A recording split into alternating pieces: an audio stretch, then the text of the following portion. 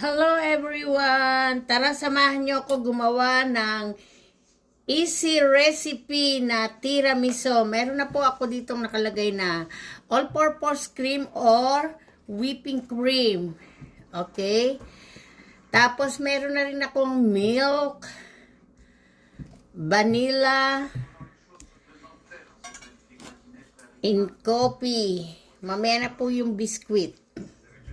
Okay guys, paanuhin po natin siya, yung volume natin siya. Ito na nga guys, ayan. Okay na siya. So ngayon po, ilalagay naman natin ang ating condensed milk. Wala tayong kutsara.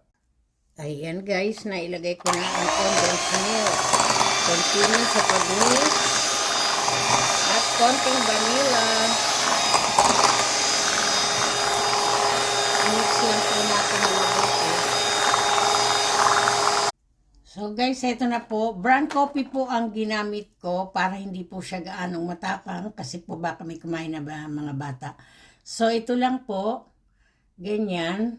Ilulubog lang po dito.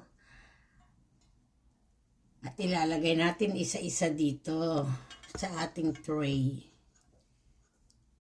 Ito na nga po na i-layer ko na at lalagyan naman na po natin siya na cream sa ibabaw. Ito na nga guys, nakalagay na ako ng isang ano bang tawag, purse na cream. Ngayon maglalagay ulit tayo. Nabubulol na po ako. Kasi po sobrang pagod. Ayan. Ito na po ay pangalawang layer ko na ilalagay. Ayan. So, ito na. Pangalawang patong. 2 layers.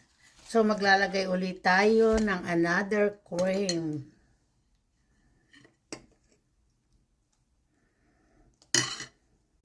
So, ngayon naman maglalagay tayo ng cocoa.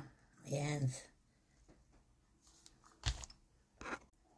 So, guys, eto na siya. So, hihintay na lang natin na lumamig siya para maikat ko na mamaya.